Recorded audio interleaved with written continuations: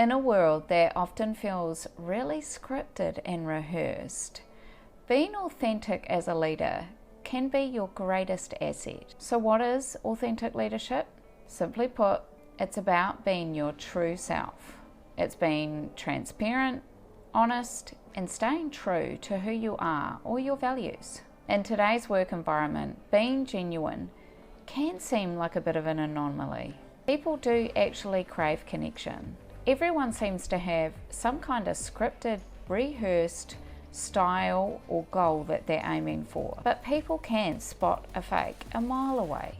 Think about it. When a leader is genuine, it builds trust. People are more likely to follow somebody that they believe in and someone who's honest and relatable. This creates an environment where people feel trusted and valued, which is what we all want in a leadership role, right?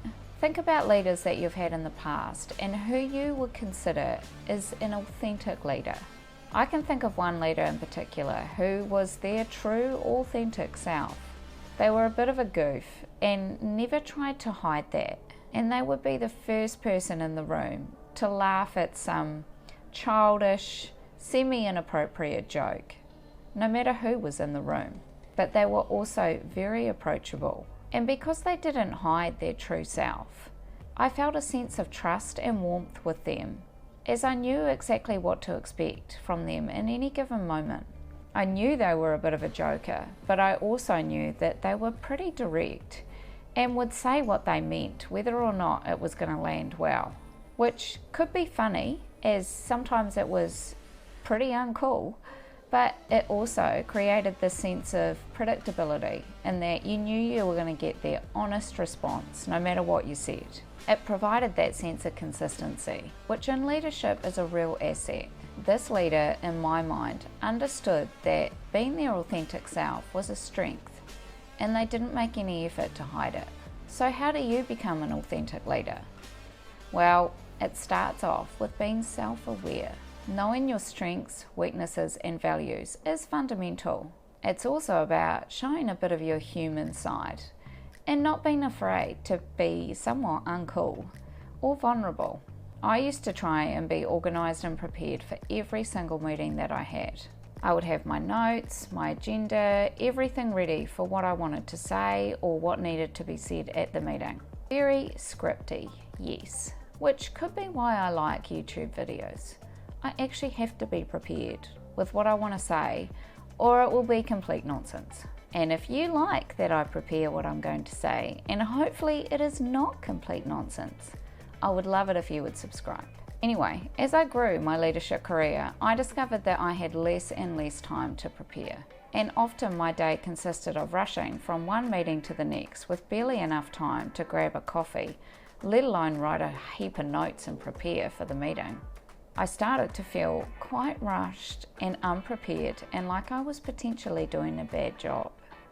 I had to stop and take stock of what was happening and not only reorganise my calendar so that I actually had a 5-minute break between meetings, but also recognise that not everything required the level of preparation that I seem to have set myself up to believe in. I needed to refocus and be okay about saying, I actually need a minute to think about this. I'm going to get back to you.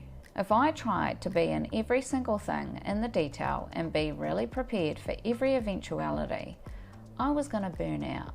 So this was a saviour for me and probably my career. I also realised that a lot of the preparation could actually be reduced if I just really focused on being an active listener, which is another authentic leadership trait.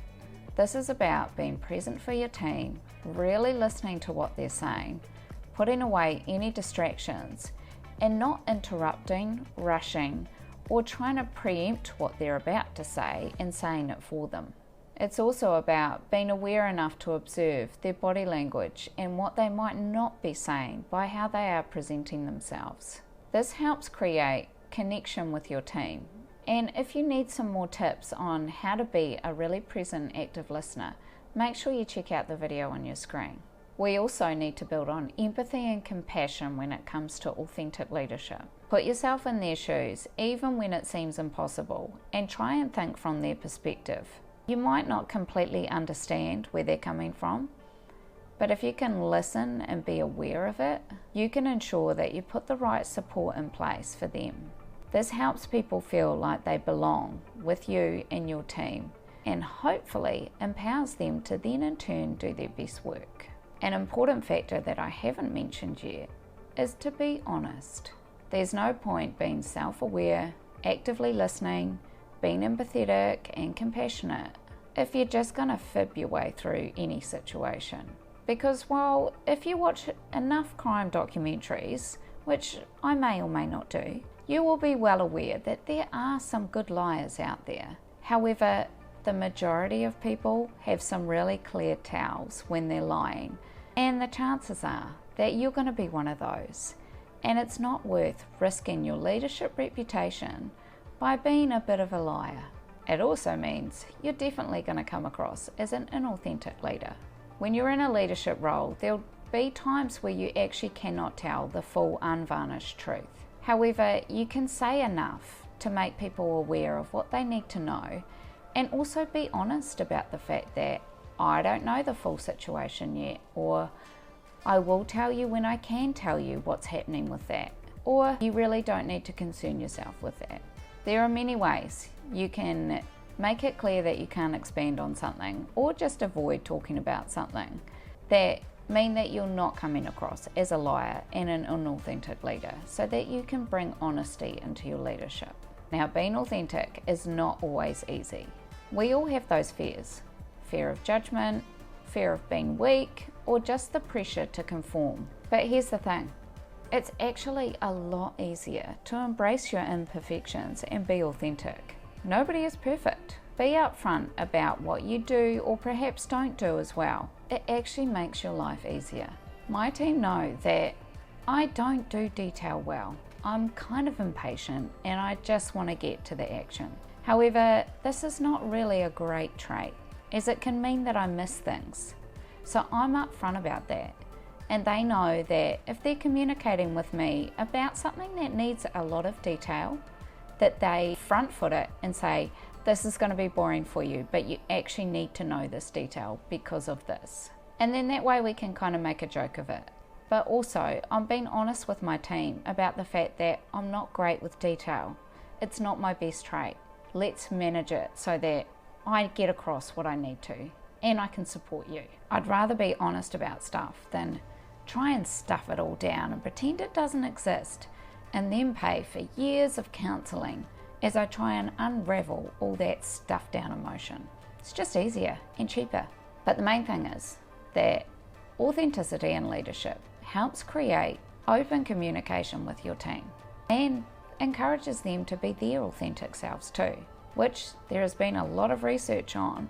Being authentic as a leader, creating an environment of honesty and transparency in the workplace can lead to greater feelings of well-being, more productivity, greater retention, and people feeling seen and committed to their work. So stay true to your values, lead with integrity, and lead by example. So let's wrap up with some key takeaways to help you with authenticity. Be mindful of your communication style.